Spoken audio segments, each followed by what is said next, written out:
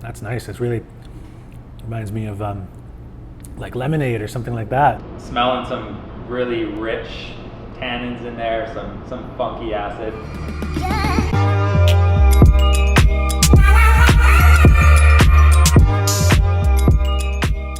Hi, I'm Joe Weeb from the BC Ale Trail.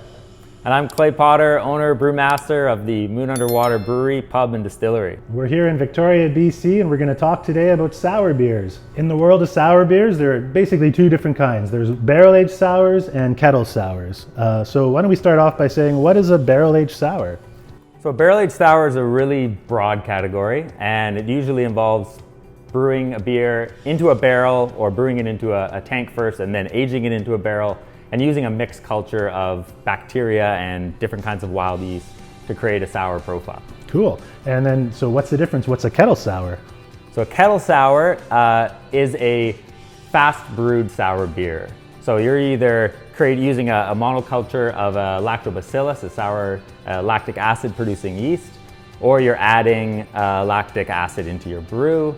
So there's a few different ways to get that pH down on that, but it's generally a cleaner, crisper sour beer. And then calling it a kettle sour is because you put it into the brew kettle and... Yeah, traditionally you would put it into your kettle because you don't want that sour bacteria infecting all your other beers. So the first sour beers were brewed into your kettle, you pitch your lactobacillus, you reach the pH you want, then you bring it up to a boil and that kills off that bacteria. So it's a safe way of brewing a sour beer without a chance of infecting your hoses and your tanks and cross-contaminating your lagers and beers like that. So when you're making a kettle sour, you can kind of make the base kettle, like the base sour beer, and then you can tweak it and do things to it, right? You can add in different ingredients? Yeah, absolutely. Yeah, the souring process is just about getting that pH down, just getting that clean lactic acid bacteria. And what you do with it after that is totally up to you. So you can do fruited sours, you can do dry hop sours. So hops will usually inhibit those bacteria that are creating that sour character. So if you're going to do a dry hop sour, you might want that to be a little bit more dry. If you're going to do a big sweet fruit in there, then you may want to add a little bit more acidity to it, let it go a little bit further. So it's kind of funny, it's almost like backwards. If it's going to be really sour, you want to have more sugar in it. Yeah. Balance that off. Yeah, absolutely, yeah. So that's always a challenge with a kettle sour. You can really control that.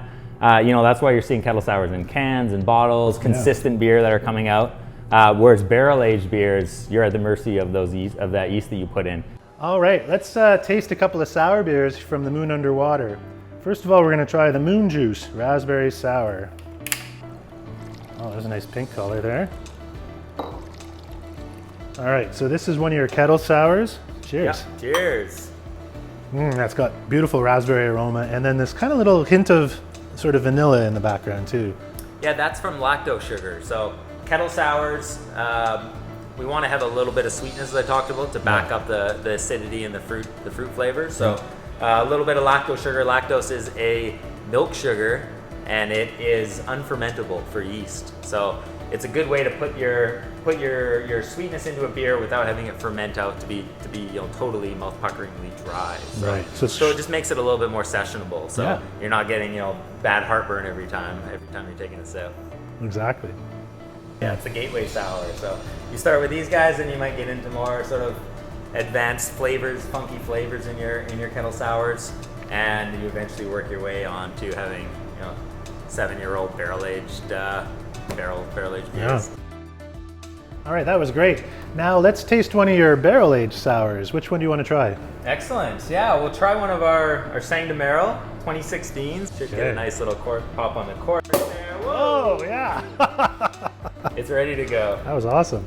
Look at the color, eh? Opposed Beautiful. to the moon juice that we tasted that was raspberry juice in there, these are whole cherries that are going into the barrel. So we're brewing our beer, we're fermenting it out, we're putting it in these beautiful red wine barrels, and then we're dumping in whole fruit, and that just works. The yeast and the wild bacteria in there just work on those cherries. They go right through all the juice, they eat all the skins, so you get a lot of those funky tannic flavors.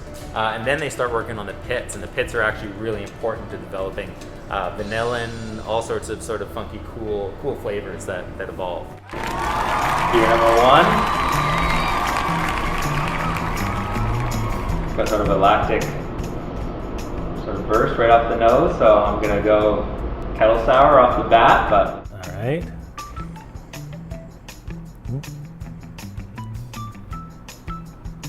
Not sure what I was smelling there. Yeah, so it's a very smooth, sort of well-balanced sour, not too acidic, not too funky, very refreshing, very summer day kettle sour, I'd say. Number 2, let's see. A little hazy. Oh, big fruity flavor in that one. All right, beer number 2. Very light color. Kind of tropical aroma I would go with. Oh, it smells juicy. So that's like a tropical fruit in there for sure. That's really nice acidity in that one. It's a little bit more complex, I'd say, than the first one. I'm still leaning towards kettle sour for this one. Definitely dry hops. Kettle sour, that's what I would imagine that is. Tasty, yummy. So this one's a little darker. Smelling some really rich tannins in there, some funky acid. Alrighty, this one is dark, which often is the case with a barrel-aged sour, though not always. There's some dark kettle sours out in the market too. I'm gonna go barrel right off the bat for this one. Yeah, that's like definitely a barrel-aged sour. I'd go with an Oud Brewing or a Flanders Red of some sort. It's got that kind of balsamic character to it. That one's got a little bit more of a Brett character, a lot less acidity. Fruity. Ooh, really fruity. Wow.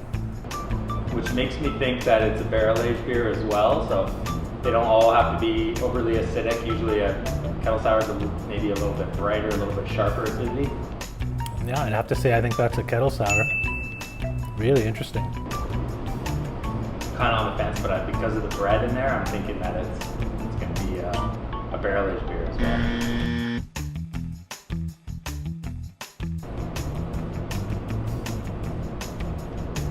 That's definitely a barrel-aged beer for sure.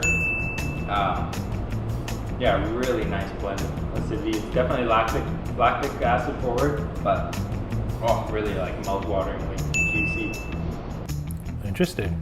I'd have to go with a barrel-aged sour just because of the depth of sourness to it, the depth of character there. Thanks guys, that was so much fun. Be sure to hit like and subscribe. Come visit us on the Victoria Ale Trail, all the other ale trails around BC. You can watch some more videos of brewmasters like me embarrassing themselves failing to guess their own beers.